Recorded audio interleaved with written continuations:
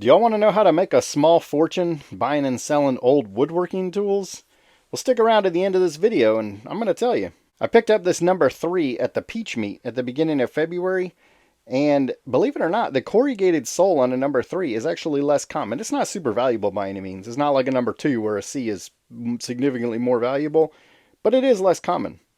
Well, we got her back in the shop now, so let's take a look at this thing and see what we need to do to kind of bring it back to life. Of course, we're going to replace this tote because that's kind of gruesome. And this lever, the lateral adjust lever is kind of floppy there, so we need to do something about that. Overall, this low knob doesn't look too bad. I've seen a lot worse.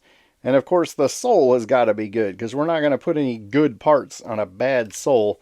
Unfortunately, the Japaning is kind of trash. Not really a whole lot I can do about that unless I wanted to rebake some new stuff. I'm not going to put all that into it. And you notice the B casting, so we know that this is a Type 8. This is a Q logo blade, which is correct for a Type 8. So we've got that going for us. And by the way, we've got the B casting mark back here, so we know it's a proper lever cap.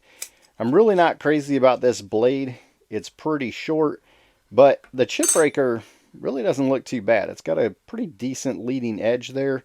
So I think we're probably going to go ahead and use this one. This is a Type 8 tote, so the base of it there around the bottom, where between my finger and thumb, that's going to be thicker. So we're looking for a match for that. So that's no good, that's no good. That's a number 5 size. Ooh, I think we got a winner. What do you guys think? Does that look like a match? Looks good to me. And now we need a blade. So let's look through these number 3 size. Got a little stash right here of the oldest blades. Got a little J logo on top. Second one in, there's Q logo right there. So it got some grime on the top of it. There's that J. And it looks like it's got some decent life left in it. Doesn't look too bad for a 100-year-old blade, huh? Last and not least, we need a frog. So let's check out these little number 3 size down here on the end. That looks like it might... Oh, look at that. B casting. Got it on the first try. You like that? And we got the tote installed. Let's go ahead and get this thing set up with a blade. And I think we're going to be good to go. Well, that just looks 100% better, doesn't it? We got a good intact tote there. Got a nice blade. Got lots of life left in it. We've got a lateral adjust lever that when we move it, the blade actually stays where we moved it to.